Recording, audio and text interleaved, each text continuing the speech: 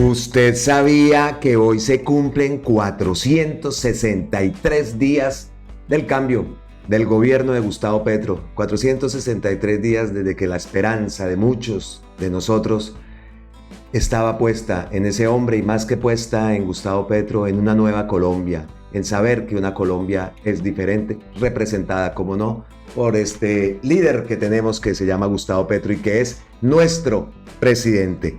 ¿Y usted sabía que ya hace 38 años, sí, 38 años de la tragedia de la erupción del Nevado del Ruiz, la tragedia de Armero? 38 años nos cogió en esa época a muchos de nuestra generación, éramos niños. Recuerdo que acabábamos de salir de aquellas imágenes del Palacio de Justicia y muy pocos días, pues hace una semana después, ocurrió esto en Armero. Como lo digo, muchos éramos niños cuando recordamos esas imágenes y la imagen de Omaira, por ejemplo, una de tantas imágenes, pero la que más nos quedó grabada en nuestras mentes, sin duda alguna, fue la imagen de Omaira. Pues como lo digo, se cumplen 38 años de esa tragedia. Veamos. Hace 38 años, postea Historia de Colombia, @Colombia_Ist. Dice, hace 38 años para el gobierno de Belisario Betancur, el gobierno entre 1982 y 1986, y para su ministro de Minas y Energía, Iván Duque Escobar, mencionaban insistentemente que lo que ocurría en el Nevado del Ruiz no tenía ningún peligro. Imagen de El Espectador, acá dice, no ofrece peligro la erupción de ceniza del volcán Nevado del Ruiz. Otra de las imágenes que nos acordaremos fue cómo amaneció. Yo vivía en Bogotá en esa época y amanecieron todos los carros, las imágenes eran impresionantes, los carros llenos de ceniza. Yo recuerdo que para ir al colegio yo tenía un transporte y el transporte estaba lleno de ceniza y todos los carros que tú veías por todo Bogotá, amaneció así Bogotá y mire lo que decían. Y miren el ministro de esa época. ¿Ustedes sabían que el ministro de esa época, del ministro de Minas y Energía, era Iván Duque Escobar? Pues ese detalle, con eso comenzamos ¿Usted sabía qué? Sin duda alguna, la imagen de la semana que acaba de pasar fue la liberación del papá de Luis Díaz. Una de las imágenes, obviamente, fue esa imagen que muchos celebramos, liberación que muchos celebramos y otros parece que no tanto. Y más, después de las declaraciones del papá de Lucho Díaz llamando a la paz, acabando de ser liberado, en otra persona diría, en les plomo, acaben con esa gente. No. Nos dejó callados a muchos. ¿Qué dijo? ¿Qué dijo el papá de Lucho Díaz? Pues hace un llamado a la paz. Y a esa gente se les cayó el internet. Después de esas declaraciones, no volvieron a tocar el tema. No les gusta. Está cada vez más comprobado. Escuchemos las grandes palabras del papá de Lucho Díaz, que de verdad, mis respetos. A todos los hermanos del monte, a todos los grupos legalmente constituido y no legalmente constituido, los llamo a la reflexión, que dialoguemos, que hagamos un diálogo con los altos mandos de nuestro país para que Colombia, no en un año ni en 2 años, pero dentro de 3 o 4 años, sea un país de paz para todo el mundo en general. De verdad, se lo pido a mis hermanos del monte. Dejemos las armas, utilicemos el bolígrafo y el cuaderno, trabajemos inteligente para que sea Colombia uno o el primer país que tenga la mejor paz, que sea Colombia. Alzo la mano y pido a todos, presidente y gente del monte, unámonos, hagamos esfuerzo y hagamos un país bonito. Hagamos un país bonito. Qué lindas palabras, ¿no? Estamos seguros de que muchos de los medios que estaban ahí, estaban esperando otras palabras, estaban esperando un ataque frontal al acuerdo de paz, un ataque frontal a que lo que querían era plomo es lo que hay y que plomo es lo que tiene que haber. No, esas palabras definitivamente, como digo, estaban esperando que se diera otro tipo de palabras y después de eso, silencio absoluto, se les acabó el internet. Entonces empezaron a buscar por otro lado qué ataque y qué babosada y qué tontería pues vendrían a inventar. Ya cada rato nos damos cuenta, muchas veces no son tonterías. Muchas veces no son tonterías como ese caso del impuesto predial, que eso lo tenemos ahora más adelante. ¿Y usted sabía que capturaron a 4 presuntos responsables de su secuestro? De acuerdo con la policía, los sujetos son parte del grupo delincuencial Los Primos, lo dice RTBC Noticias. Dice acá también que 4 presuntos responsables del secuestro de Luis Manuel Díaz, padre del futbolista colombiano Luis Díaz, fueron capturados en las últimas horas, según informó la policía. De acuerdo con la entidad, los capturados hacían parte del grupo delincuencial Los Primos, que fue desarticulado gracias a un trabajo coordinado de la policía, la fiscalía, el CTI y autoridades del Reino Unido. El padre del futbolista colombiano de Liverpool, Luis Díaz, fue secuestrado el pasado 28 de octubre y permaneció en cautiverio hasta el jueves 9 de noviembre. Aunque el ELN reconoció la autoridad del crimen, algunas versiones indican que el secuestro fue llevado a cabo por delincuentes comunes que vendieron el secuestro a esa organización guerrillera. Y escuchemos esto. Notifico una orden de captura, la 0334. En contra suya por los delitos de secuestro extorsivo, secuestro simple, hurto calificado agravado. Esta orden fue emitida por un juzgado segundo penal municipal con funciones de control de garantía. Entonces vamos en que al papá de Lucho Díaz lo secuestró un grupo, una Bacrín, cuyo cabecilla pertenece al Centro Democrático. Después se lo vendieron al ELN, el ELN sacó un comunicado, en fin. Lo más importante es que ya ha sido liberado y que, como lo digo, esperamos la liberación de todos los secuestrados. Colombia no puede seguir sufriendo este flagelo y esta terrible tortura y que, como lo hemos dicho, una acción que está prohibida por el derecho internacional humanitario. Entonces, pues, dejamos esa noticia. ¿Y usted sabía que otro de los temas, el ataque frontal al gobierno por parte de Sarmiento Angulo, por parte del Tiempo, por parte de los medios, lo típico de siempre, un ataque muy rastrero, fue eso de decir que se le iba a subir el impuesto predial un 300%? Pues aquí traemos cuál es la verdad de ese proyecto. Palabras del ministro Ricardo Bonilla. Tenemos un hilo de Iván Racero también explicándonos cuál es la finalidad de este proyecto. Y tenemos otro hilo de Gustavo Bolívar que nos muestra cómo fue que se fraguó esa canallada, ese miserable ataque contra el gobierno. Y repetimos, la FLIP, bien, gracias. El propio Gustavo Petro tuvo que salió, desmintió eso, dijo que era una noticia falsa. Ellos borraron el post, pero no rectificaron absolutamente nada. Entonces aquí lo que queremos es dejar claridad en ese tema porque definitivamente eso fue un ataque rastrero. Gustavo Petro posteó, borraron el trino, pero no rectificaron la noticia. Así se hace daño al gobierno con la calumnia. Millones de personas creen que actuamos en contra de ellas cuando actuamos es a favor. Es lo mismo que hacen con la reforma a la salud, las pensiones y la reforma laboral. Como les disminuyen las enormes ganancias que se vuelven mejor calidad de la vida de toda la gente, entonces engañan. Eso lo dijo Gustavo Petro, cita un post de Alfredo de la que dice: estas mentiras del impuesto predial que tuvo que salir el mismo presidente a desmentir en los diferentes medios, lo debemos divulgar nosotros como ciudadanos defensores de este gobierno. Él debe darle RT a esto, desmintiendo a esos medios prepagos, y efectivamente Gustavo Petro le contestó. Entonces, pues, vamos a desmentir, vamos a hacer la labor que dice Alfredo de la Hay, que es lo que tenemos que hacer los defensores de este gobierno, no permitir estos ataques rastreros. Escuchemos al ministro Bonilla. El proyecto de ley que se está radicando en el Congreso es un alivio a los contribuyentes cuando los municipios les liquiden el impuesto predial.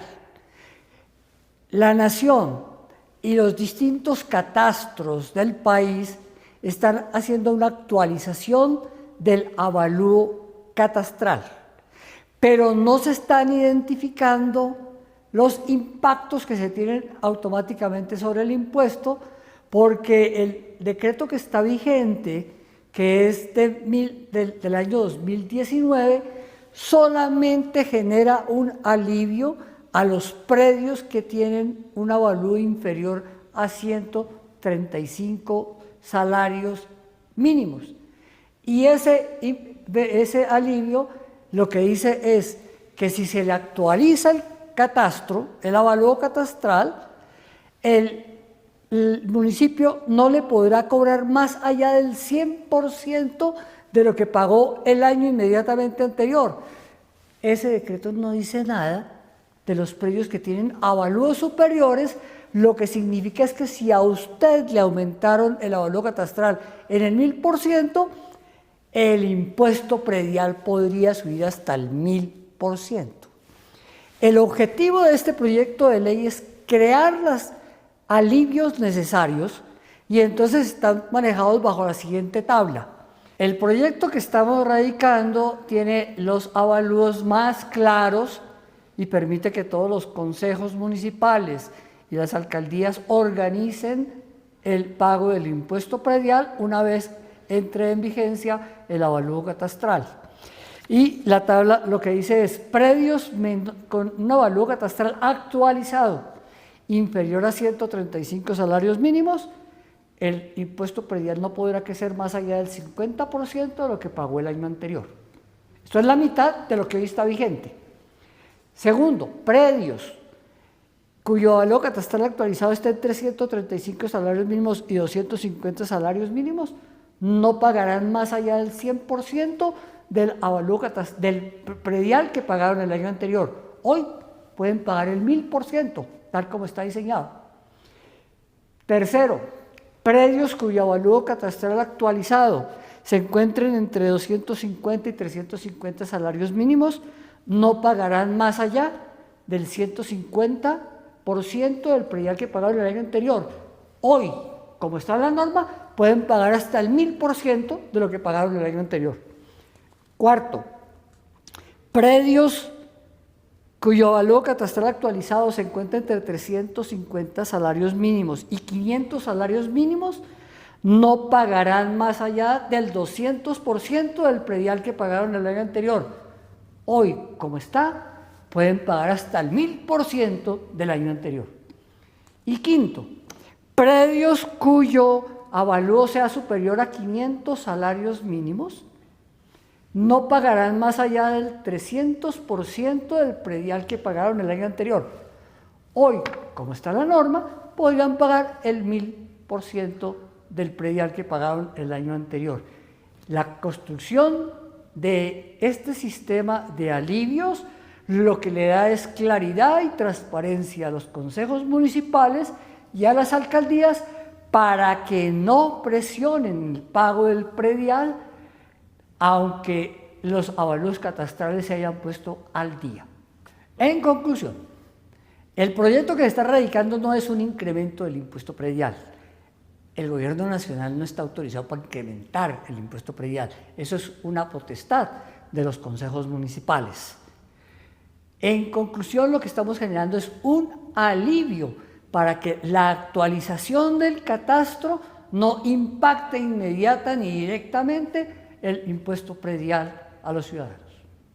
Bueno, y como lo dije anteriormente, también traigo a David Racero que nos explica cómo es este proyecto de la actualización catastral, cómo es que se está manejando, cómo se estaba manejando anteriormente y qué es lo que se quiere hacer. En definitiva, no es atacar a la gente, no es sacarle la plata a la gente, como es la intención de esos medios tradicionales de hacer que la gente le coja rabia al gobierno de Gustavo Petro, y las cosas no son así. Entonces, pidieron que ayudáramos a desmentir, pues vamos a ayudar a desmentir. David Racero dice, el debate sobre el proyecto de actualización catastral puede tomar dos caminos: el del sabotaje y la desinformación, o el de la discusión argumentada y el diálogo.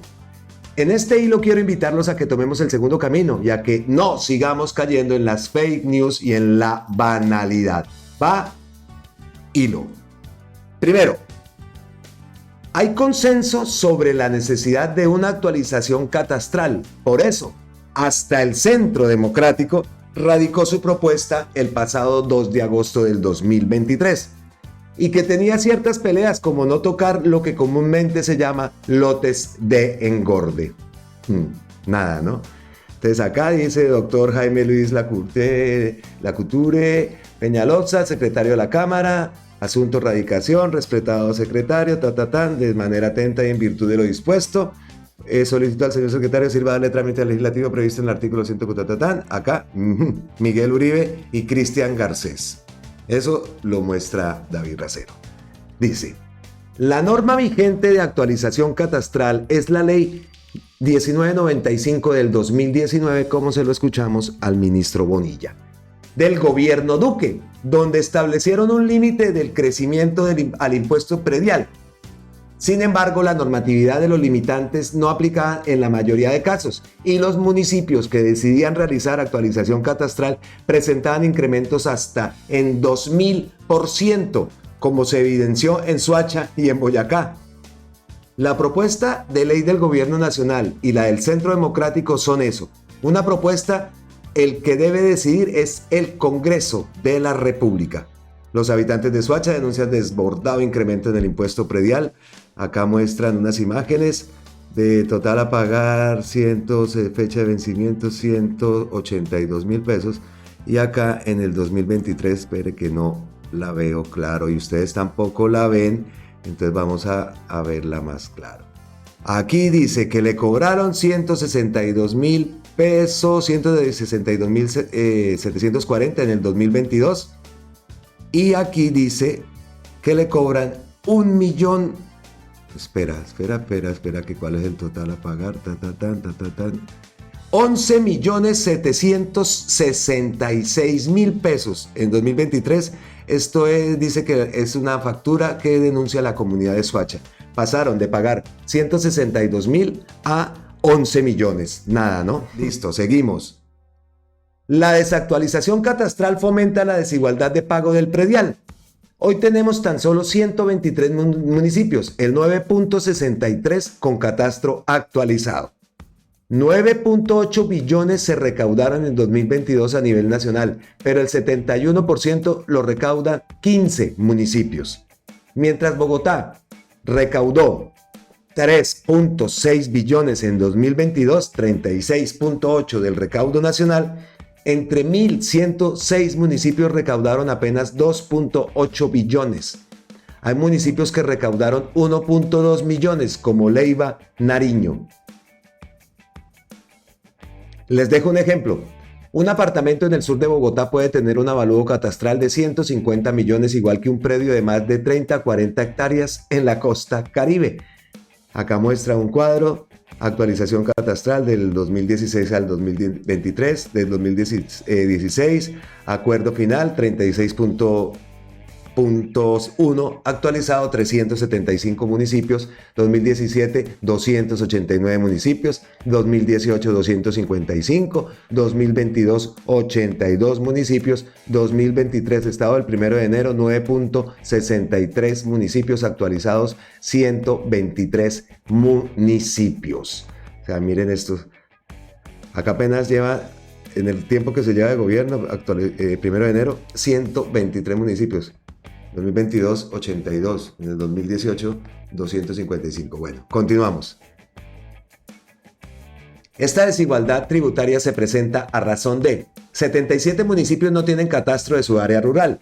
117 municipios tienen catastro de su área rural que no se actualiza desde antes del 2000. La desactualización ocasiona que 9.8 billones de pesos recaudados en 2022, solo 1.27 billones corresponden a predios rurales, mientras 8.53 billones provienen de predios urbanos. Ahí está. Acá ven la tabla, recaudo urbano y recaudo rural. Vean la diferencia. O sea, listo. El proyecto de ley del Gobierno Nacional de Actualización Catastral refuerza el principio de la autonomía municipal. Se establecen topes de crecimiento hasta máximo 300%. En ningún caso se permitirá incrementos de 2000%, como ocurrió en Soacha o en Boyacá, por la normativa actual. Pero cada consejo municipal debe legislar sobre la tasa máxima de crecimiento en su municipio.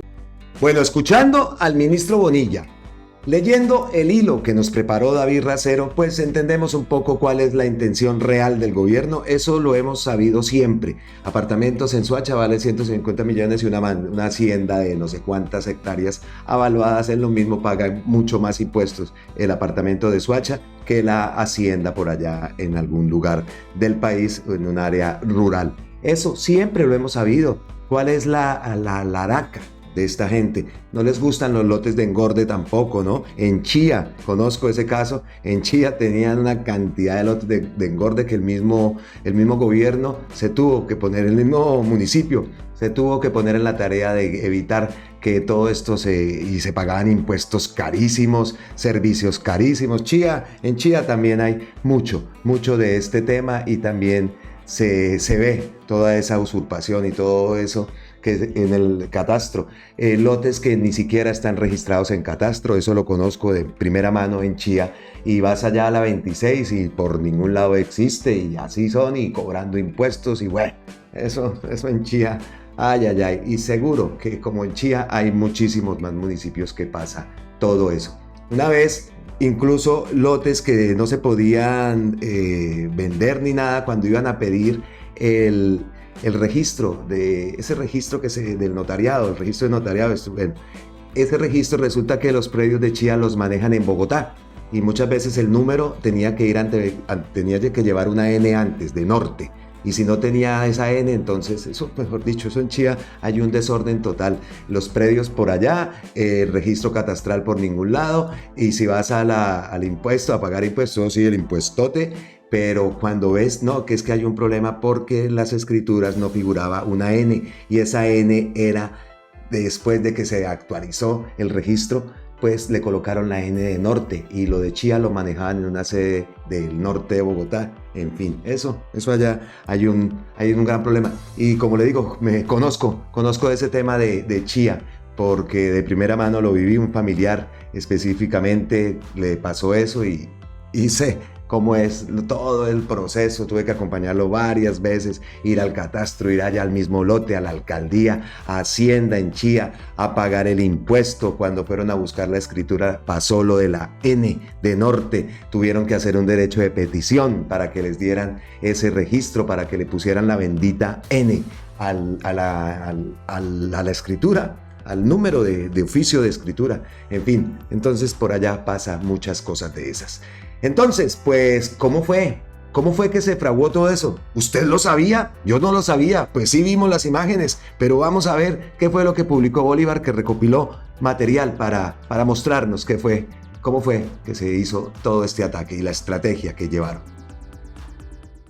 Dice Gustavo Bolívar, de cómo la mentira del aumento del predial al 300% se propagó a la velocidad de la luz por los grandes medios, fue aprovechada por la oposición carroñera y seguirá deteriorando la imagen de un gobierno que maneja con seriedad la economía. Así lanzaron la calumnia.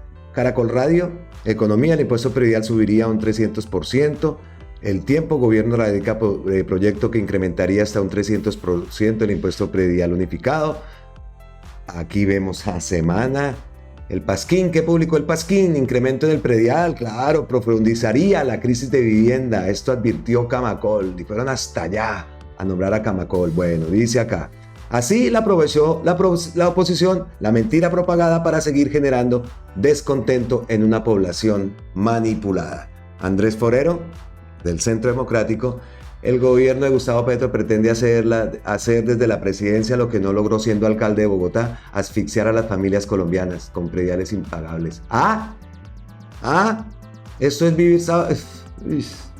JP, los quiero mucho, decía el cínico que con este proyecto busca cambiar lineamientos para aumentar el impuesto... Asco de personaje. David Luna. Mientras el gobierno pretende financiar delincuentes, propone un proyecto de ley para exprimir a los colombianos con aumentos. Briseño. Bueno, ya no le damos más a esa gente. Listo, continuamos.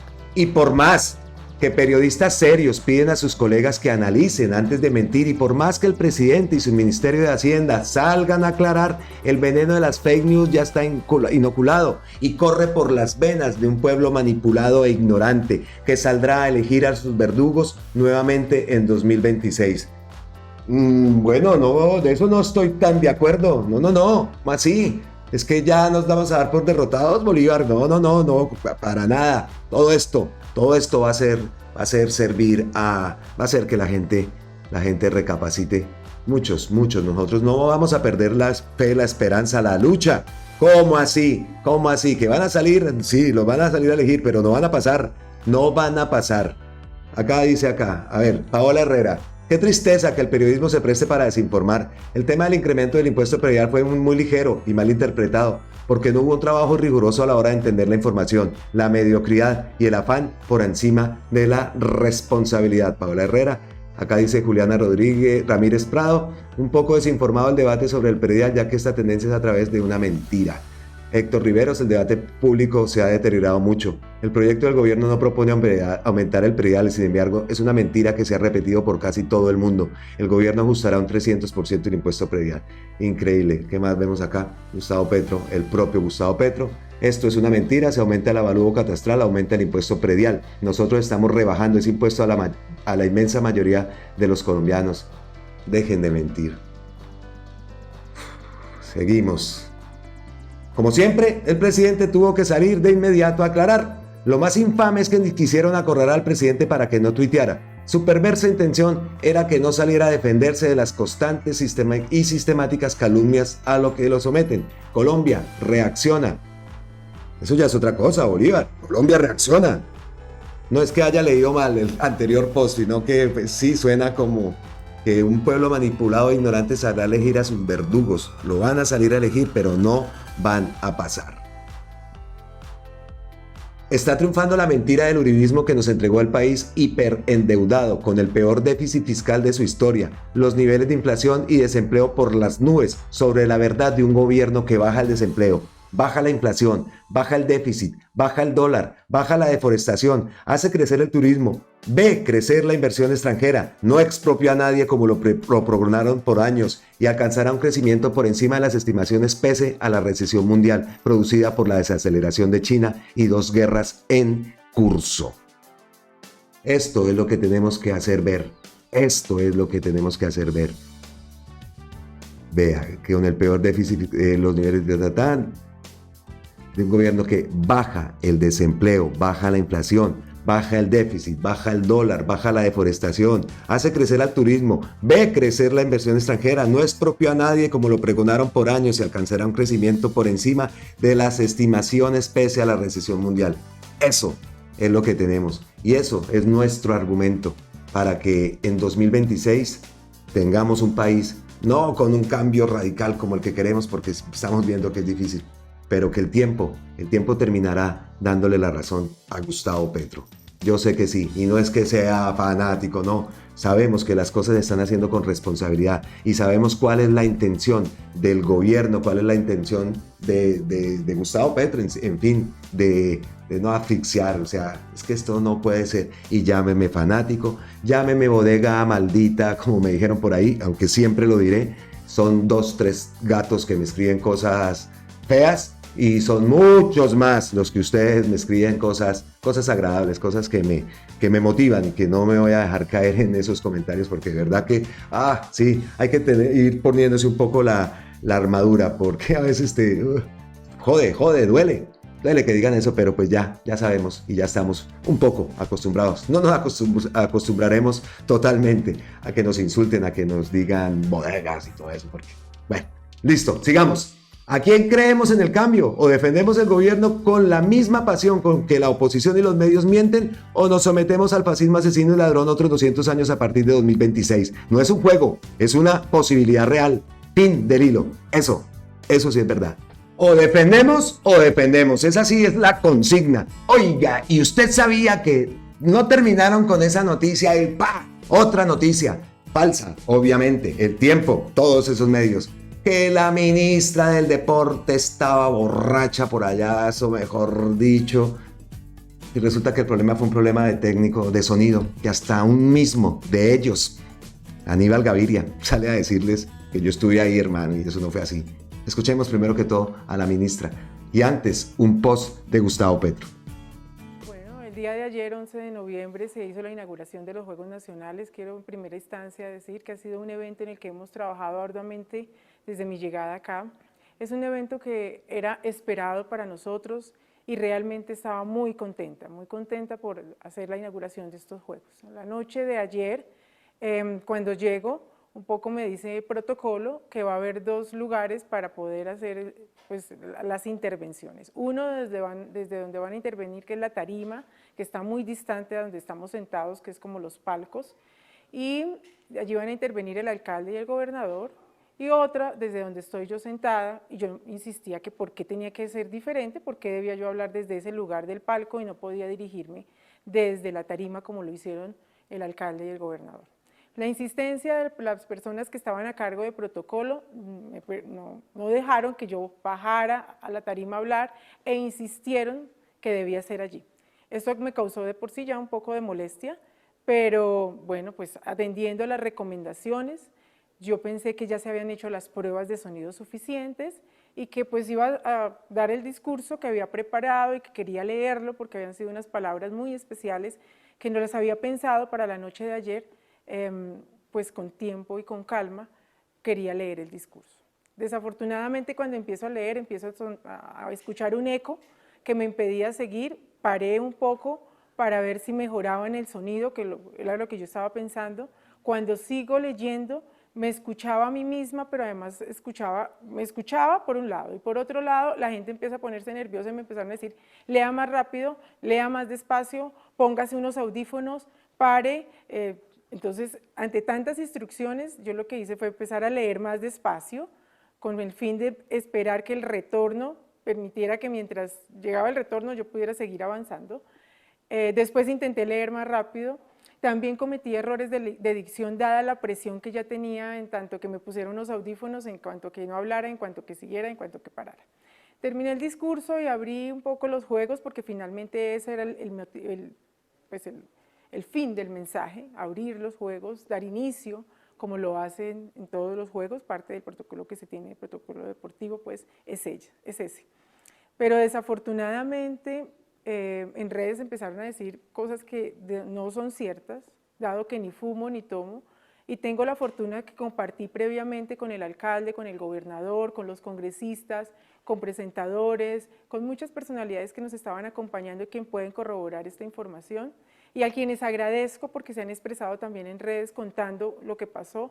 Muchísimas gracias primero por estar allí y acompañarnos con su presencia en la inauguración de los Juegos Nacionales, que para nosotros sigue siendo el evento más importante del país en términos deportivos, y que pueden corroborar mi estado en términos de lo único que tenía era un poco de nervios y ansiedad porque para nosotros era el evento más importante. Lo corto porque no hace falta que la ministra tenga que salir a desmentir semejante babosada, semejante mentira tan grande. Imagínense ustedes el cuadro, o sea, la ministra del Deporte de un país presentando los Juegos Nacionales de ese país borracha.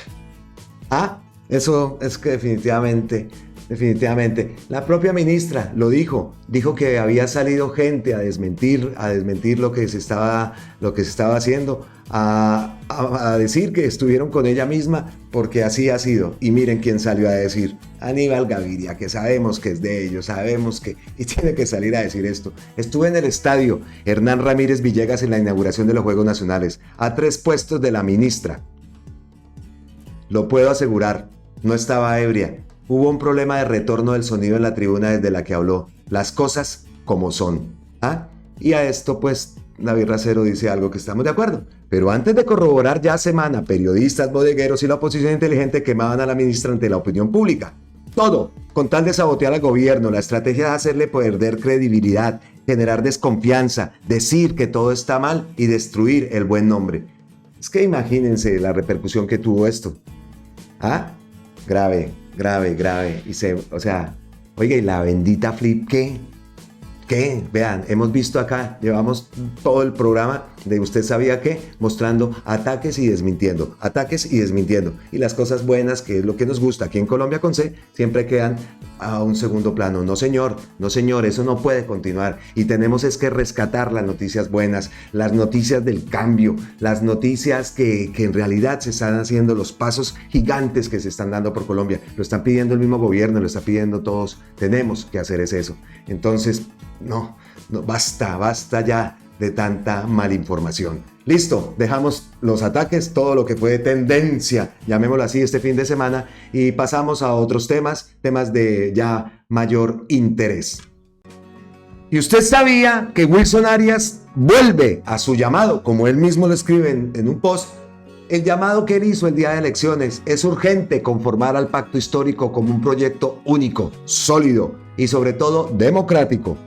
La imposición feudal desde Bogotá en candidaturas y listas debe superarse, a tomar cartas en el asunto, a proceder de conformidad y a actuar, porque ¿qué hubo? Tenemos que avanzar, no podemos seguir cayendo en este juego, no podemos seguir cayendo en esto que terminamos siempre desmintiendo, pero las cosas positivas no se muestran. Entonces, pacto histórico, reestructuración, eso sí es un llamado general. Se tiene que acabar con esas oligarquías, se tienen que conformar las listas más democráticamente, que queden nuevos liderazgos en esas listas, que queden conformadas por nuevos liderazgos, personas también con experiencia. No vamos a decir que no se necesita también gente canchera como Wilson, como Aida Bella, como Iván Cepeda, gente que necesitamos que se mueva, pero también nuevos liderazgos, personas que conformen este pacto histórico para generar esa nueva Colombia. Ya estamos viendo que Gustavo Petro está en el poder, pero todas esas instituciones siguen manejadas por toda esta gente, donde van a seguir atacando, donde van a seguir colocando el palo en la rueda para que nuestro país no avance. Así que todos a defender. Ese es el llamado que estamos haciendo, que ellos mismos están haciendo, y por allá ladró el perrito. El llamado que hacemos todos los colombianos, porque queremos a nuestro país y porque sabemos que otra Colombia es posible. Entonces, el llamado de Wilson, el llamado a la estructuración del pacto, pues veámoslo, escuchémoslo. Hola, permítanme volver sobre una idea que planteé el día de elecciones. Es muy importante conformar al pacto histórico como un proyecto sólido de largo aliento, un pacto histórico para una etapa histórica de transformaciones que no solamente para 4 años de gobierno. Ello, además, entre otras cosas, para precavernos y defendernos frente a esa acusación sistemática de pretendida doble militancia en la que no hemos incurrido. Pero no es solo para eso, es adicionalmente para democratizar el proyecto, que pueda al propio tiempo democratizar a la sociedad. Eso de que en Bogotá se toman las decisiones por parte de cúpulas y en la que nos hemos sentido lacerados, algunos de nosotros lo he dicho con franqueza, pero otros sectores y procesos territoriales a granel en todo el país tiene que parar. Hay que democratizar el proyecto como corresponde, de modo que tengamos autoridad ética y política para procurar la transformación democrática de la sociedad colombiana. Un llamado sincero en momentos en los cuales todavía tenemos tiempo, que no tanto, para resolver de cara al próximo evento nacional electoral, pero no solamente allí, es sobre todo para entregarle un país mejor a las próximas generaciones. Abrazo grande para todos y todas. Bueno, el llamado del gran Wilson Arias, ahí quedó. Él ya lo viene insistiendo, como lo dice, desde el día de elecciones. Entonces, el llamado a que ese pacto histórico se vuelva una fuerza sólida, una fuerza que en realidad, como lo dice él, no un proyecto de 4 años, no, eso tiene que seguir adelante, porque vea que las cosas no son fáciles y pues estructúrense, que ténganlo por seguro que nosotros los vamos a apoyar, pero que las cosas se hagan bien y, como lo digo, inclusiones de nuevo liderazgos que siempre están por allá apartados y que nunca han tenido voz, también se necesita eso nuevo liderazgo. La gente está cansada de tanta marrullo y de tanta politiquería para hacer las cosas. Eso es lo que también votamos nosotros como parte del cambio, no lo vamos a negar. Nosotros no queremos más ese tipo de hacer política, queremos una política nueva, un presidente como lo está haciendo Gustavo Petro, eso es lo que nosotros queremos. Entonces, el llamado queda, seguimos avanzando. Y usted sabía que como aquí en Colombia con C, nos gustan noticias positivas, pues que Gustavo Petro no iba a dejar abandonada La Guajira, claro que no, estábamos pendientes a ver qué iba a hacer o cuál audacia, cómo es que él se mueve en todo esto. Pues listo, no se va a quedar La Guajira abandonada y celebramos esa gran noticia. Dice Gustavo Petro: a pesar de la tesis de la Corte Constitucional, que no comparto, pero respeto, el gobierno no dejará sola a La Guajira. Los proyectos de ley han sido presentados, se perdió un tiempo valioso frente a la sequía, pero intervendremos con lo que tenemos para lograr que no sigan muriendo por falta de agua potable niños en La Guajira. Las comunidades energéticas nos permitirán usar la energía eléctrica con fuente solar para mejorar las condiciones de vida de las comunidades que se organicen con este fin. Publica RTBC, varios equipos de trabajo de ministros del gobierno llegaron hasta La Guajira este fin de semana. RTBC acompañó a los funcionarios y que tenían una tarea histórica, lanzar el programa Comunidades Energéticas. ¿Comunidades energéticas? Vea pues. Y usted sabía que el ministro Andrés Camacho habla de esas comunidades energéticas y dice, hoy es un gran día para Colombia, se lanza el programa Comunidades Energéticas. Desde este momento, cada comunidad podrá inscribirse y ser parte de la transición energética justa y de esa manera solucionar la energía para sus proyectos productivos, sociales y comunitarios. Desde Nortechón, en el municipio de La Guajira, se oficializó esta política pública del Gobierno del Cambio para la democratización de la energía. Somos energía del cambio. Para postularte, inscríbete aquí. Entonces vamos a ver qué es esto. La Guajira iniciará en el 2024 con 123 comunidades energéticas. A ver si la Corte, a ver si también vienen a tumbar esto. El programa conlleva a democratizar la energía. El presidente Gustavo Petro anunció el lanzamiento en el departamento de La Guajira del programa de comunidades energéticas, una manera colectiva de generar y comercializar y usar eficientemente las fuentes no convencionales de energía. Desde La Guajira se lanzó el programa de comunidades energéticas. El camino a una transición energética, escribió el jefe de Estado en su cuenta de X. A ver qué dice. Antes de finalizar año vamos a iniciar la construcción de 123 comunidades energéticas para varios pueblos en La Guajira. Buscamos aumentar el acceso y también la autonomía en energía a través de soluciones con fuentes renovables, indicó Camacho. Agregó que más allá de usuarios, la comunidad pasa a ser un actor protagónico, porque a través de las comunidades energéticas los ciudadanos podrán generar y distribuir la energía de manera sostenible y responsable con el medio ambiente. El programa de las comunidades es la oportunidad de autogeneración limpia en las zonas de difícil acceso en el territorio nacional para garantizar autonomía energética. Conlleva la democratización de la energía, descarbonizar la economía y descentralizar la generación, almacenamiento y consumo de energía. Y nos vamos para la página del Ministerio de Energía y acá hay un ABC. Las personas que lo quieran hacer pueden entrar ministeriodeenergia.gov.co y ahí está todo lo que tiene que ver con este tema, comunidades energéticas. Vemos estas imágenes y dice acá, ¿qué es una comunidad energética? Los usuarios o potenciales usuarios de servicios energéticos podrán construir comunidades energéticas para generar, comercializar y o usar eficientemente la energía a través del uso de fuentes no convencionales de energía renovables, combustibles renovables y recursos energéticos distribuidos. ¿Sabías que las comunidades energéticas son formas de asociatividad entre usuarios y potenciales usuarios de servicios energéticos construidas por personas naturales y o jurídicas que cooperan entre sí a través de un contrato de derecho privado que pueden hacer la comunidad energética generación, comercialización y uso eficiente de la energía? A través del uso de fuentes no convencionales de energías renovables es posible generar electricidad o biogás, actuando como un agente denominado autogenerador colectivo. Conoce algunos de los objetivos: mejorar la cobertura del servicio de energía y garantizar el acceso a las poblaciones vulnerables. Aumentar la eficiencia energética evitando pérdidas de energía. Democratizar la energía a partir de la participación de los usuarios. Descentralizar la generación, el almacenamiento y el consumo de energía. Descarbonizar la economía. Desarrollar la economía local y territorial en el marco del desarrollo sostenible. Aumentar la confiabilidad del sistema bajo gestión comunitaria. Ofrecer condiciones económicas asequibles al servicio de energía para las comunidades. Fomentar modelos de desarrollo energético respetuosos con el medio ambiente. Generar procesos de aprovechamiento eficientemente y socioambientalmente responsable de los potenciales energéticos renovables regionales. Como lo digo, entren a la página, los que se quieran inscribir, las comunidades que quieran inscribirse, ahí está toda la información, todo lo que tiene que ver con las energías de aprovechamientos hidroeléctricos, energía eólica, energía geotérmica, energía solar, en fin, hay un gran dossier de toda esta información en la página del Ministerio de Ministerio de Energía, de Minas y Energía. Andrés Camacho, ¿qué dice?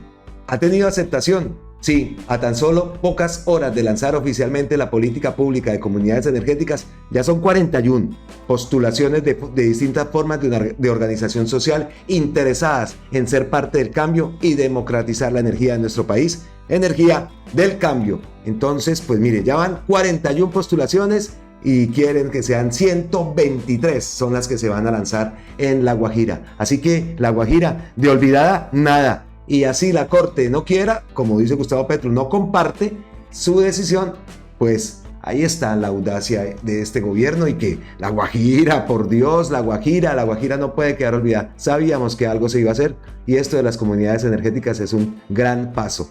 Ahora pues falta el agua y todo esto, pero pues ya son grandes avances, cosas que no se habían visto nunca en La Guajira. Y energías renovables, me encanta esto, energía del cambio.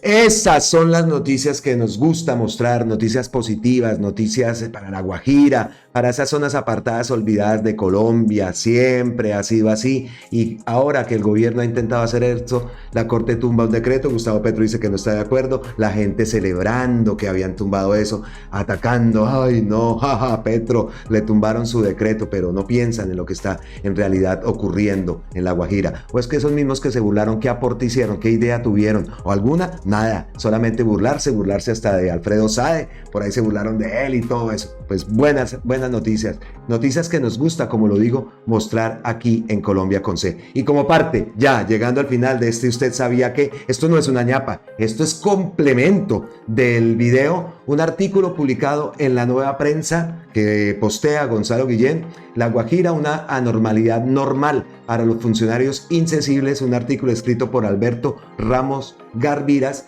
Y pues vamos a leerlo, como les digo, vale la pena que leamos esto y ya después venimos con la ñapita. La Guajira, una anormalidad normal para los funcionarios insensibles.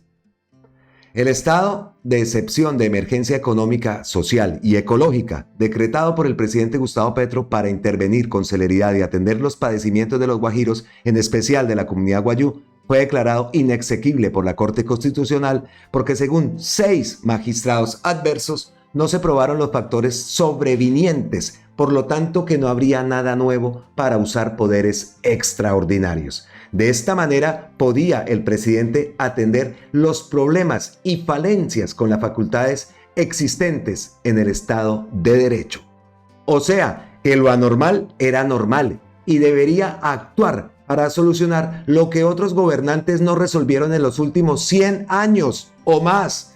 Porque es normal que allí la salud no tenga cobertura suficiente, que el agua sea mal distribuida y en los últimos 33 años que la usen con privilegios o preferencias para el sector minero y que el hambre ya se hizo costumbre invertebrada.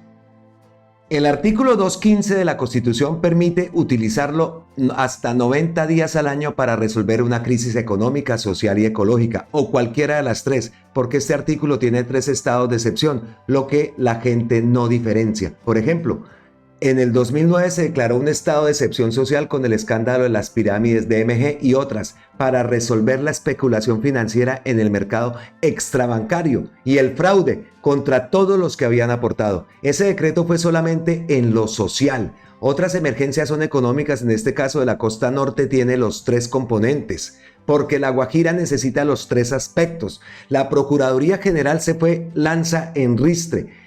La señora Margarita Cabello dijo contra la declaratoria de emergencia económica, social y ecológica que no hay un factor sobreviniente, que exabrupto, viniendo de un organismo que tiene en su misión defender los derechos humanos. El presidente Gustavo Petro, que estuvo allí más de una semana gobernando in situ, constató todo lo que los colombianos sabíamos sobre La Guajira. Entonces, esa noticia de la declaratoria de inexequibilidad, o sea, de inaplicabilidad de un decreto de emergencia económica, fue impactante en la medida misma que es una decisión jurídica infame con la comunidad guajira. Y también infame con un gobierno que quiere solucionar problemas y no hay tiempo en algunas ocasiones como esta de estar esperando movimiento de recursos por vías ordinarias y expedición de nuevas leyes, sino empezar a solucionar, a conjurar la crisis con decretos legislativos.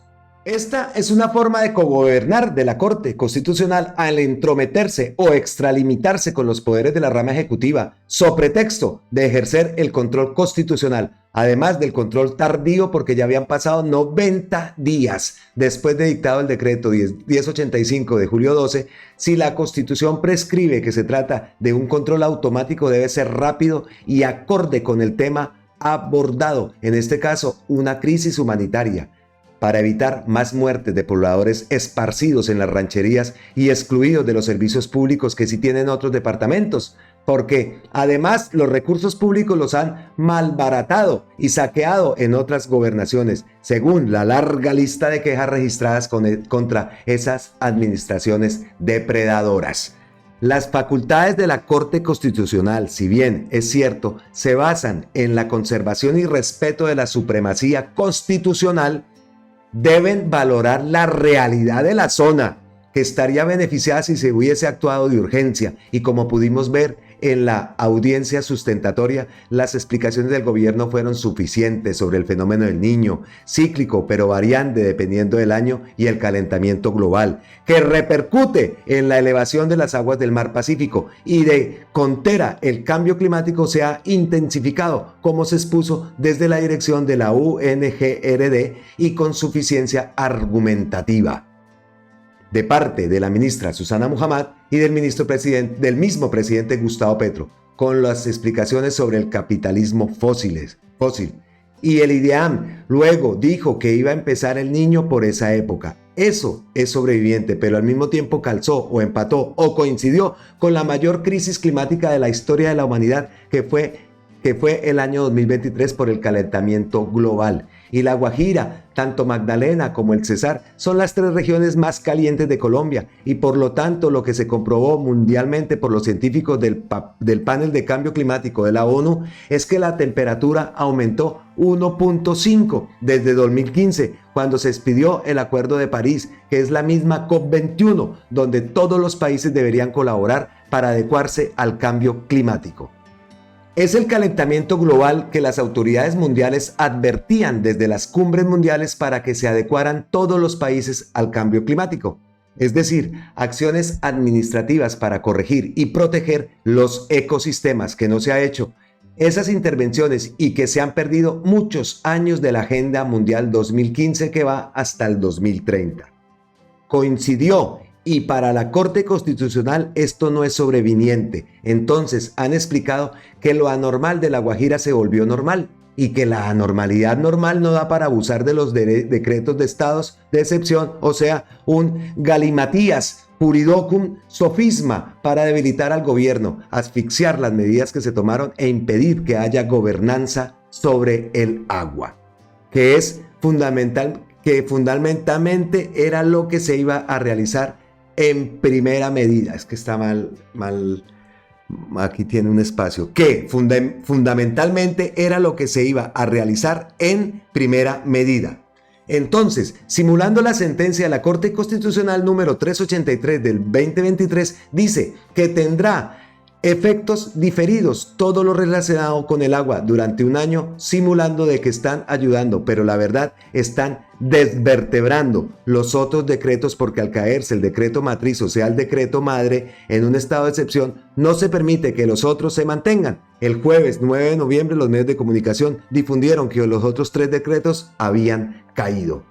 Además, profirieron una sentencia con efecto diferido, como tratando de maquillar la intromisión y el dislate, queriendo expresar que todo lo atinente a la situación de la distribución y administración del agua en La Guajira se extendería un año, o sea que se le obsequiaban al gobierno 9 meses para manejar los problemas del agua, con poderes extraordinarios, porque la duración del estado de excepción es de 30 días, prorrogable 2 veces, es decir, 90 días. En el fondo, le obsequiaban 265 días para ser magnáminos. Pero los otros decretos se caerían al ser inaplicable el decreto matriz o contentivo del estado de excepción. La razón, no encontrar ellos, los togados, nada nuevo en un departamento olvidado, desatendido y saqueado vilmente por gobernadores, inclusive condenados judicialmente a desfalcar una región con pobreza multidimensional, La Guajira, una de las regiones más deprimidas, lo mismo que el Chocó, Guaviare o Vaupés.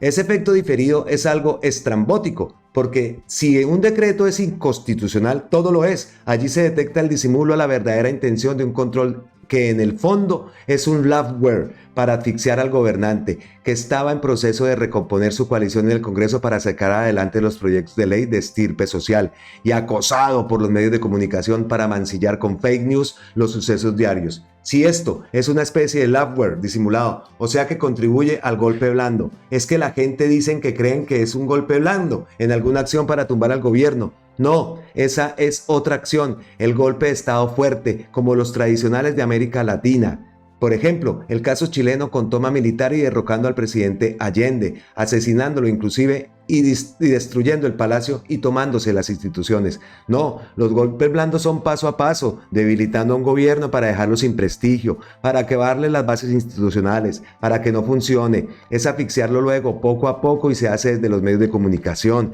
se hace desde los partidos políticos, desde los órganos de control y se hace desde la justicia misma.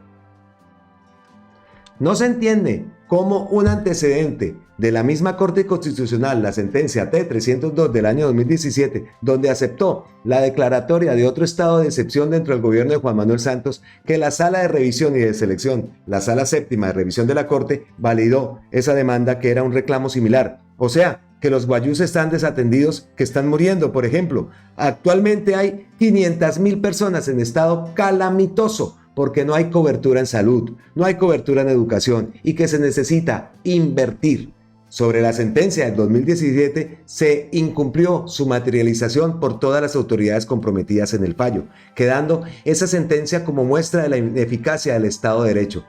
¿Por qué la jurisprudencia es fuerte de derecho y sin que se hubieran emitido las sanciones y las conminaciones a las autoridades omisivas, ahora se le niega la aplicación cuando la crisis es más grave, con tasas de mortalidad guayú de un 30% y con servicios básicos insatisfechos? Y para fingir que entienden la problemática descrita expuesta en el decreto 1085, advierten al mismo gobierno y al Congreso que deben tomar medidas para superar la crisis humanitaria con desfachatez, porque saben que el Congreso está actuando en modo bloqueo y se necesita además al menos un año para lograr una ley que atienda puntualmente los factores de la crisis guajira.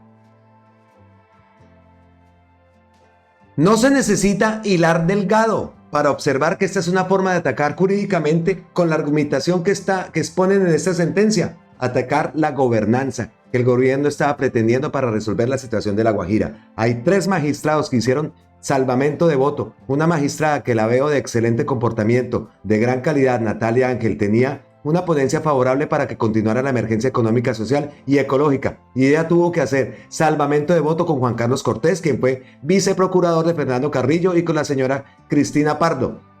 3 magistrados que dicen todo lo contrario a los 6 que fueron por el lado de la negativa, favoreciendo a las empresas carboníferas, porque el gobierno tenía una medida básica, era una gobernanza sobre el agua, porque allá no hay gobernabilidad sobre el agua. Es decir, la Corporación Autónoma Corpo Guajira se ha comportado históricamente como condescendiente con la gran minería, y se dice que los pozos subterráneos de las aguas o de los acuíferos de las aguas subterráneas son de ruego, o sea, alguien lo pide. La corporación lo va dando y hay tantos pozos que deben manejarse mejor para sustituir las aguas superficiales que se han contaminado, porque las aguas superficiales se nutren de la serranía del Perijá y de la Sierra Nevada de Santa Marta, que con sus afluentes nutren el río Rancherías y los otros ríos, pero que han sido captados en un embalse en el sur para la gran minería, que es lo que explicó Gonzalo Guillén en un documental sobre el río que se robaron, el Ranchería. Entonces lo que se pretendía con la emergencia era administrar bien el agua y parar las concesiones de una explotación de carbón.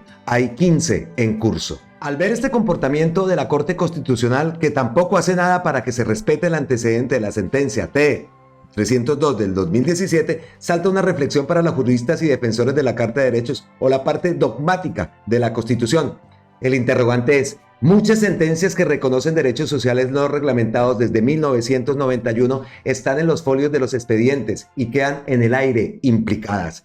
se podría actuar desde un gobierno no neoliberal como este para con decretos hacerlo cumplir sin necesidad de tramitar leyes, para lograr lo no reglamentado en esas temáticas similares y de esta manera hacer respetar la Constitución, la jurisprudencia y los derechos sociales de los colombianos, complemento inexcedible de los derechos humanos, haciendo justicia constitucional. Es un absurdo que dentro de un Estado de Derecho no se cumplan las disposiciones jurisprudenciales cuando la jurisprudencia es el puente del derecho de igual categoría a una ley. En Estados Unidos las sentencias tienen más importancia, es lo que se llama el common law, lo mismo en Inglaterra, en Sudáfrica y otros países. En Colombia está comenzando a reconocerse el valor de las sentencias de los antecedentes judiciales, pero estas sentencias ya son dos de la Corte Constitucional que la misma Corte prácticamente desconoce, habiendo en la anterior declarado un estado de cosas inconstitucionales. ¿Qué quiere decir esto? ¿Que la Constitución no funciona para esa región? Estado de cosas inconstitucional que debe mejorarse con planes de acción del gobierno y que el Congreso empiece a legislar. Un Congreso que está en modo bloqueo y saboteo sin ir a trabajar, o sea, están taponando la solución para una región. Están politizando una decisión judicial. En la sentencia C-548 del 97 podemos leer: para que las decisiones de los jueces sean eficaces es necesario que ellas mismas sean ciertas, vinculantes y obligatorias, es decir, que su existencia no sea cuestionada, que su acatamiento sea forzoso y que en caso de que no sean obedecidas voluntariamente puedan ser exigibles de manera coactiva. La ley procesal exige una serie de condiciones que contribuyen a dotar de certeza las decisiones judiciales. El carácter vinculante de las decisiones judiciales contribuye a la eficacia del ordenamiento jurídico. Solo si las sentencias son obedecidas, el derecho cumple una función social. Pero las sentencias no solo vinculan a las partes y a las autoridades públicas, también al juez que las profiere está obligado a acatar su misma decisión, sin que pueda desconocerla argumentando su cambio de parecer. Analicemos las sentencias que reconocen derechos sociales y que no se han cumplido desde el 92, porque así como esta sobre La Guajira, hay muchas que no se han cumplido, quedan como sentencias inaplicadas y una forma de gobernar un presidente. Estamos hablando de las sentencias de la Corte Constitucional en 30 años, las incumplidas. ¿Por qué? El Estado de Derecho no funcionó desde las normas, digamos, sustantivas. El derecho objetivado o positivado, o sea, el derecho escrito modificado, no funciona. El derecho positivo y las sentencias que han surgido por justicia constitucional de las Cortes con el Consejo de Estado, resolviendo derechos sociales, que es la parte también incumplida en Colombia. Los derechos sociales de la Constitución del 91 tienen que hacerse cumplir. Entonces, este sería el momento piloto para que el gobierno nacional haga cumplir esa sentencia del 2017 y también pueda gobernar haciendo cumplir otras sentencias no ejecutadas, mientras que el Congreso cambia de actitud, porque están taponando para crear lo que se llama una muerte forzada, porque en el Perú se llama incapacidad moral para retirar al presidente, en Ecuador se llama muerte cruzada para acabar con los presidentes, y aquí están intentando estrenar una muerte forzada en el sentido de que no quieren legislar, se cruzan de brazos, taponan para que los proyectos sociales no se apliquen, para que no salga la reforma de la salud, la reforma de la agricultura, la reforma de los servicios públicos, la reforma laboral y la reforma pensional. Entonces te pueden tomar las sentencias que tienen componentes de estos temas para hacerlas de carácter social y hacerlas cumplir con decretos ordinarios, con memorandos oficiales y poner fin a la Corte, poner al fin a la Corte Constitucional a trabajar para que se produzcan los desacatos contra todas las autoridades y se impulsen los procesos disciplinarios contra los que no cumplen, o sea, para mover el aparato del Estado con las sentencias mismas, sin Congreso, por ahora. ¡Qué gran columna! ¡Qué gran columna! Y como lo vemos, esta columna la leo en su totalidad porque la retuiteó Gustavo Petro y es importantísimo lo que dice. Nos damos cuenta, ¿no? Nos damos cuenta qué es lo que están haciendo, el golpe blando. Ya estamos prevenidos. Ya estamos prevenidos. Esto no va a parar. Esto va a seguir. Y más ahora que viene la nueva fiscal. ¡Ay, ay, ay!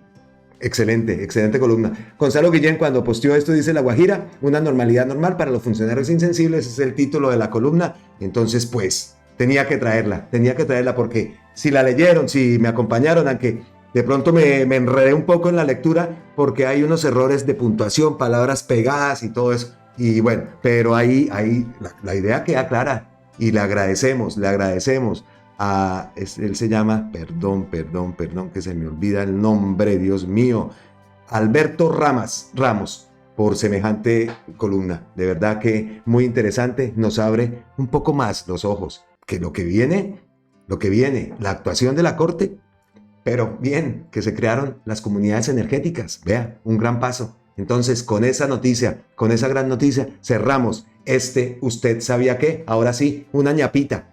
La ñapita es esta. Dice aquí en RTBC Noticias que la Armada interceptó un semisumergible con 1.885 kilogramos de polvo blanco. En su interior se encontraron 94 bultos de diferentes formas. Vemos acá, vea pues el... listo. Esa noticia, ya eso es diario. Emprendimientos que se caen.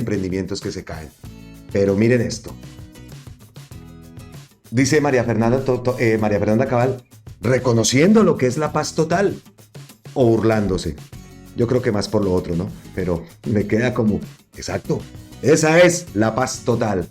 Pero de pronto no, estamos seguros que lo no fue por burlarse del gobierno, de burlarse de la paz total. Dice Celso Teste, si al Centro Democrático le molesta la incantación de polvo blanco, ¿qué supone uno?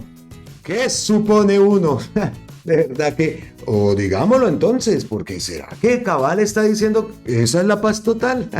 Seguro que no, seguro que lo que quiere es burlarse y mofarse de las acciones del gobierno, pero ese es el nivel de gente, ese es el nivel de los que aspiran y que vamos a combatir duro, porque no pueden volver al poder, combatir en el buen sentido de la palabra, ¿no? No vayan a pensar aquí que estamos hablando de violencia ni nada de eso, no. Estamos hablando de argumentos, de acciones, de defender las acciones buenas que se están presentando, de que todos los canales alternativos, de todos los canales, las personas, todo el mundo, los que apoyamos este gobierno, mostremos en nuestros WhatsApp, en nuestras redes, que sí se están haciendo cosas. ¿Cuál es la intención? Esa columna es muy diciente. Alargó el video, puede que sí. Ojalá muchos se hayan quedado y la hayan leído, la hayan escuchado como la leí. Como lo digo, con un poquito de errores, porque es que hay unos errores ahí que están pegadas las palabras. Pero bueno, la gran idea quedó clara. Nos abren los ojos, también eso lo tenemos clarísimo. Entonces, pues, así termina el Usted Sabía Qué. Pero otra cosa, ¿usted sabía que este fin de semana había una marcha aquí en Andalucía, aquí en Málaga? Málaga pertenece llamémoslo al departamento, como en Colombia, es una comunidad autónoma, se llama Andalucía, donde también está Sevilla, está Almería, está Huelva, en fin, es una comunidad muy grande y muy alegre, la comunidad costera. Pues en Andalucía, obviamente, estamos con Palestina, en Málaga, estamos con Palestina contra el genocidio. Y pues obviamente, no sé si ustedes vieron que yo había puesto hice una publicación que iba a haber una manifestación y tal.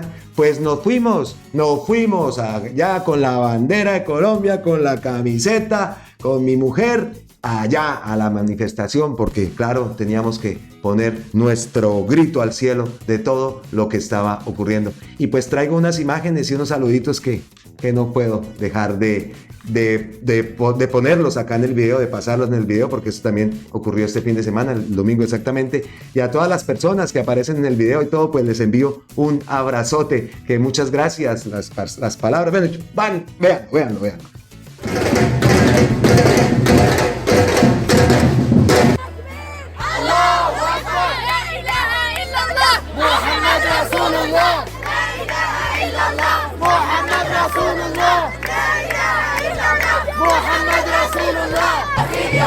Es una guerra, es un genocidio, no es una guerra, es un genocidio, no es una guerra, es un genocidio, no es una guerra.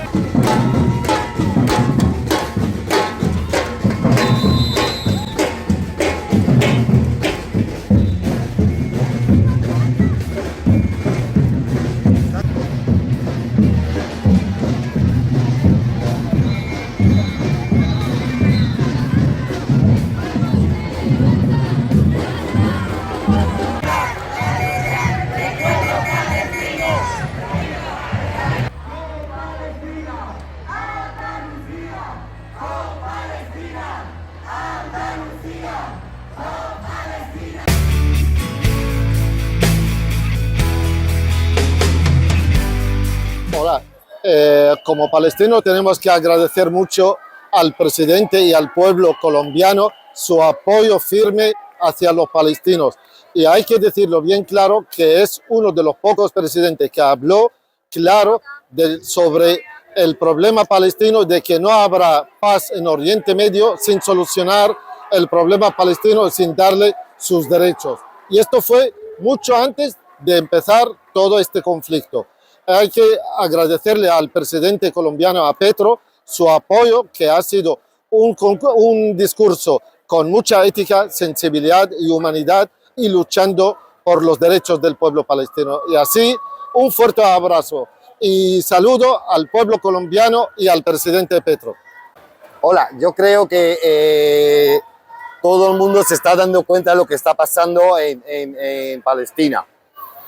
Pero la mayoría de los países nos están dando la espalda. Pocos países no han podido apoyar o no siguen apoyando, tal como Colombia, que lo agradecemos mucho, Bolivia también se lo agradecemos mucho, y Chile también, Chile también, efectivamente, que son prácticamente la mayoría son de Latinoamérica, pocos, muy pocos o casi nadie de Europa o de Estados Unidos o Canadá. Agradecemos de verdad mucho el apoyo que nos está dando Latinoamérica para apoyar nuestra causa, que es la libertad. Sí, hola, me llamo Javier Barquín, soy el presidente de la asociación Al-Quds de apoyo al pueblo árabe, y quisiera mandar un mensaje a Colombia y a los colombianos, especialmente a su presidente, solidarizándome con la situación que tienen allá y también transmitiéndole que aquí en Andalucía, en Málaga, estamos también luchando por la paz, contra el genocidio, contra los derechos, a favor de los derechos humanos, contra el apartheid, y esperemos que todos unidos, el sur y el norte, que aquí también nos levantamos contra el ataque que está haciendo Israel actualmente al pueblo palestino. Muchos saludos de Andalucía. Buenas tardes, estamos aquí desde Málaga, allá en Colombia. Les enviamos un saludo, estamos aquí participando en la marcha Andalucía con Palestina y estamos con Yamin, un palestino de Jerusalén que quiere enviarle un mensaje a Colombia, un mensaje al presidente, un mensaje a toda la lucha que también se está presentando en Colombia. Mucho gusto, Yamin. Buenas tardes a todos, al pueblo de Colombia, y aquí nos hemos encontrado con una delegación de ustedes, cabezada por Osvaldo, en nombre del pueblo palestino. Yo, como presidente de la Asociación Palestina en Andalucía, os mando un abrazo muy fuerte y muchísimas gracias por vuestra solidaridad. Eso consta y una fecha para la historia. Muchas gracias a ustedes, al pueblo de Colombia, a los representantes y al presidente colombiano. Bueno, esas eran las palabras, unas palabras cortas, pero suficiente para mostrar que aquí en Andalucía también se apoya, obviamente, la causa palestina. Estamos con Colombia y gracias, Yamit. Gracias a vosotros. Gracias. Quería compartirles esas imágenes, fue un momento bastante especial, compartir la lucha, estar con gente de muchas partes del mundo unidos por ese grito contra la acción, contra ese genocidio que está cometiendo Israel contra el pueblo palestino.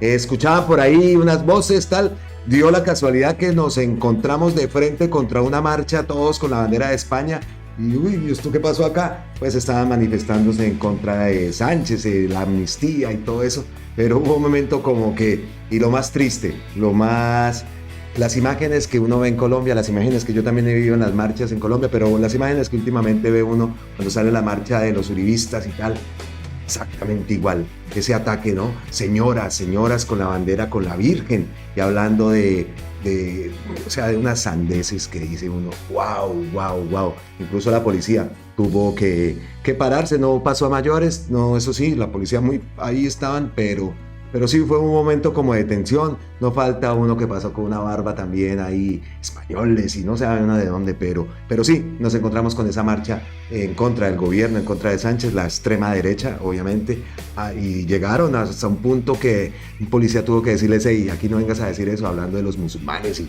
nada que ver con lo que era la manifestación y el apoyo, y en fin, nosotros estábamos con la bandera de Colombia, entonces no sabían ni cómo reaccionar estos que hacen acá, o sea que, pero bueno, bien, perfecto, salió muy bien. Y quiero darle las gracias también a José y a Pedro, dos españoles que me encontré, que estuvimos debatiendo y hablando bastante largo y tendido. Les dije que los iba a nombrar en el video, les di las gracias también, bastante conocedores de la situación en Colombia, de todo lo que está pasando, de Gustavo Petro, y esas cosas pues te llegan también al alma. Entonces un abrazote, José y Pedro, esperamos algún día volver a encontrarnos. Como vimos, estuvimos con el presidente de la Asociación de Palestinos aquí en Andalucía, con el presidente de la organización de esa marcha, en fin, fue un momento muy agradable, y quería compartirlo con todos ustedes, de que aquí también nos manifestamos a favor de Palestina. Entonces, abrazotes ancestrales desde la distancia. Como siempre, gracias.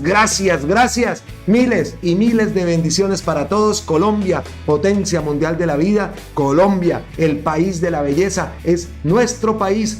Oiga, y están de puente, ¿no? Condenados, puente el fin de semana pasado y puente otra vez. Pues pásenla rico, pásenla sabroso. Nos vemos en la próxima, aquí en Colombia con C. Gracias y nos vemos.